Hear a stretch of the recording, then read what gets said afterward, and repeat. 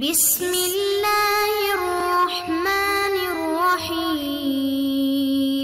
السلام علیکم معزز طلباء کرام، آپ سب کیسے ہیں؟ آج ہم معطا امام محمد کے سبق نمبر 100 کو پڑھیں گے، اور آج کے ہمارے سبق کا عنوان ہے غائبانہ نماز جنازہ پڑھنے کا بیان۔ آج کے سبق میں ہم اس بات کو سمجھیں گے کہ اگر میت سامنے موجود نہ ہو تو اس کی عدم موجودگی میں اس کی جنازہ کی نماز وہ احناف کے ہاں ادا کی جا سکتی ہے یا نہیں۔ اس پر ایک حدیث پڑھ کر اس پر پھر گفتگو ہماری جاری رہے گی، اور دیگر حدیث پھر آئندہ درس کا حصہ بنیں گی۔ تو اس سے سب سے پہلے ایک بنیادی سی بات احناف کا نظریہ میں آپ کے سامنے رکھ لیتا ہوں۔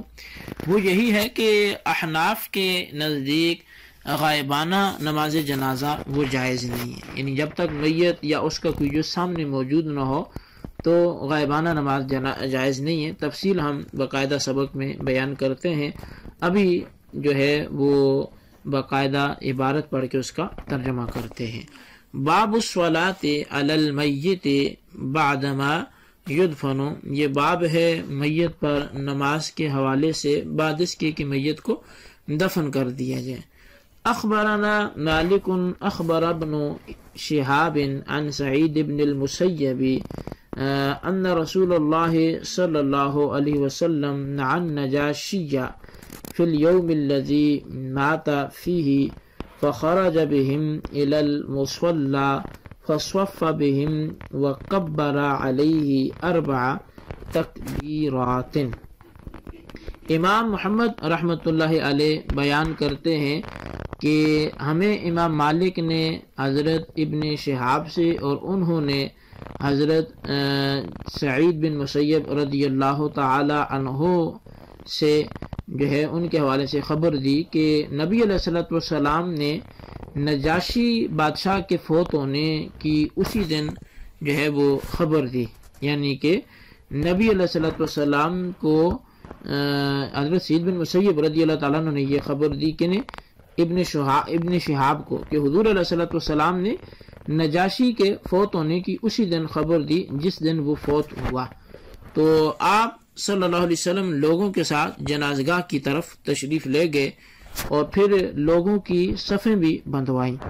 اور 4 تکبیروں سے نجاشی بادشاہ کی نماز جنازہ ادا فرمائی۔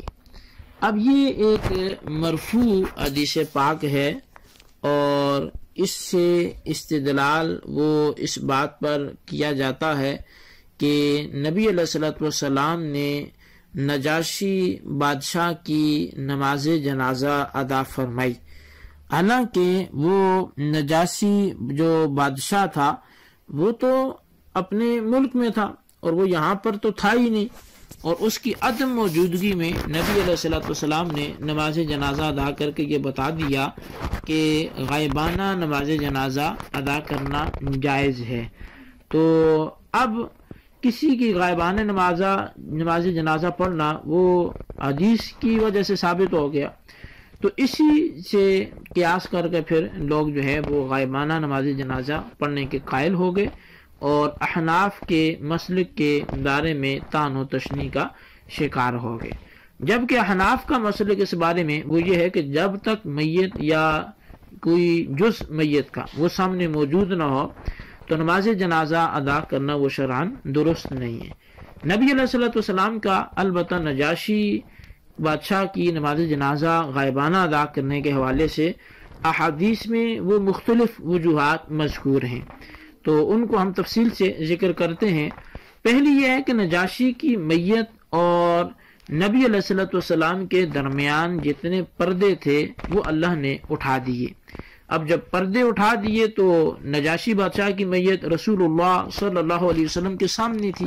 آپ اسے دیکھ رہے تھے، تو جب دیکھ رہے تھے تو وہ غائب نہیں تھی، اور جو غائب نہیں تھی تو پھر غائبانہ نماز جنازہ بھی نہ ہوا۔ اور دوسرا یہ ہے کہ میت کو یہاں سامنے لایا گیا، یعنی پردے نہیں ہٹائے گئے بلکہ میت کو پیش کیا گیا، اور اس پر پھر شواہد موجود ہیں کہ نبی علیہ الصلوۃ والسلام کے علاوہ صحابہ کرام میں سے بھی کئی ایک ہیں کہ جنہوں نے اس میت کو دیکھا، اور اس حوالے سے فتح الباری میں علامہ ابن حجر اسقلانی رحمۃ اللہ تعالی علیہ وہ لکھتے ہیں کہ حضرت عبداللہ بن عباس رضی اللہ تعالیٰ عنہ فرماتے ہیں کہ نبی علیہ الصلوۃ والسلام کے لیے نجاشی کی میت والی چارپائی سامنے کر دی گئی، یہاں تک کہ آپ نے اسے دیکھ کر نماز جنازہ پڑھائی۔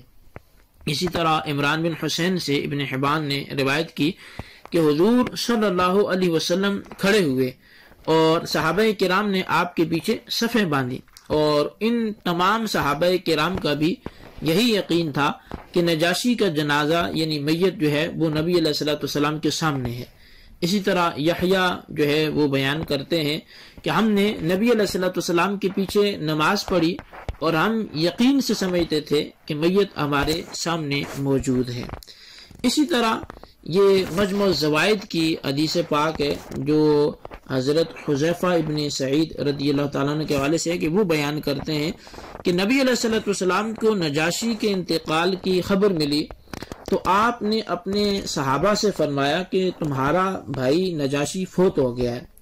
تو جس کا ارادہ اس کی نماز جنازہ پڑھنے کا ہو وہ پڑھے۔ پھر رسول اللہ صلی اللہ علیہ وسلم نے حبشہ کی طرف منہ کیا اور 4 تکبیروں سے اس کی نماز جنازہ ادا فرمائی۔ اب اس کے بعد جو ہے وہ فرمایا مجموع الزوائد میں کہ میں کہتا ہوں کہ اس روایت کو ابن ماجہ نے بھی ذکر کیا، لیکن تکبیر کے الفاظ جو ہیں وہ ذکر نہیں کیے، اور اسی طرح سے طبرانی نے کبیر میں روایت کیا اور اس کی سند جو ہے وہ حسن ہے۔ اب اسی طرح ایک دوسری روایت ہے کہ اس کے راوی حضرت عمران بن حسین وہ بیان کرتے ہیں کہ آپ صلی اللہ علیہ وسلم نے فرمایا کہ تمہارا بھائی نجاشی فوت ہو گیا ہے، اس کی نماز جنازہ پڑھو۔ پھر نبی علیہ الصلوۃ والسلام خود کھڑے ہوئے اور ہم صحابہ کرام نے صفیں باندھی، تو آپ صلی اللہ علیہ وسلم نے 4 تکبیروں سے نماز جنازہ ادا فرمائی۔ اور ہمارا یہی عقیدہ تھا کہ نجاشی بادشاہ کی میت آپ کے سامنے ہے، اور میں کہتا ہوں کہ اگر غائب کی نماز جنازہ جائز ہوتی تو نبی علیہ الصلوۃ والسلام اپنے صحابہ میں سے جو فوت ہوتا اس کی نماز جنازہ غائبانہ ضرور پڑھتے، پھر تمام مسلمان جو مشرق و مغرب کے رہنے والے خلفائے اربعہ وغیرہ کے غائبانہ نماز جنازہ پڑھتے۔ تو حالانکہ یہ قطعاً کسی سے منقول نہیں ہے، تو نبی علیہ الصلوۃ والسلام کے حوالے سے وہی جواب ہیں جو پیچھے دے دیے گئے۔ البتہ طحاوی شریف میں ہے کہ نجاشی کی نماز جنازہ نبی علیہ الصلوۃ والسلام نے اس طرح ادا فرمائی کہ آپ کو اس کی میت کی جگہ نظر آ رہی تھی، آپ کی خاطر اس کی چارپائی اٹھائی گئی یہاں تک کہ آپ نے اسے اپنے پاس پایا۔ تو اب ان تمام تر جو تفصیلات ہیں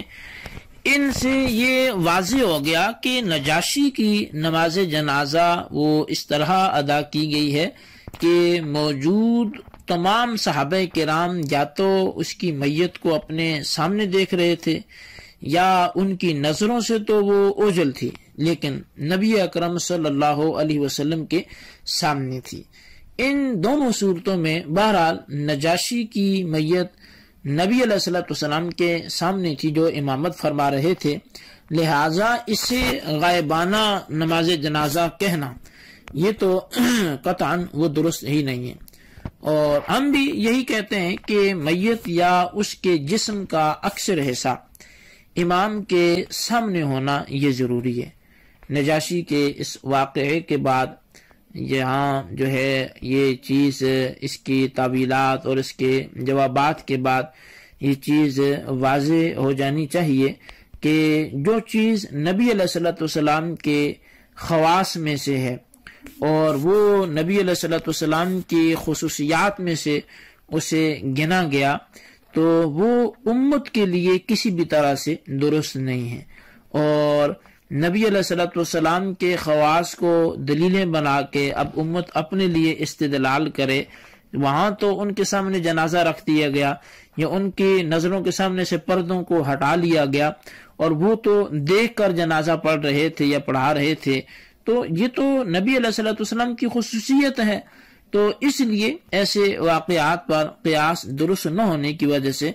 غائبانہ نماز جنازہ کا جواز جو ہے وہ درست نہیں ہے، اور درست مذہب وہی ہے جو مذہب احناف ہے، اسی کو اپنایا جائے اور دائیں بائیں کی باتوں سے کنارہ کش ہو کر اسی پر عمل کیا جائے۔ اللہ تبارک و تعالیٰ سے دعا کرتے ہیں کہ جو کچھ ہم نے پڑھا سنا اسے یاد رکھنے کی توفیق نصیب فرمائے۔ مزید جو احادیث اس باب کی باقی ہیں ان پر انشاءاللہ آئندہ درس میں وہ کلام ہوگا۔ اللہ تبارک و تعالی ہمیں جو پڑھا سنا اسے یاد رکھنے کی توفیق نصیب فرمائے۔ آمین بجاہ النبی الامین صلی اللہ علیہ وسلم۔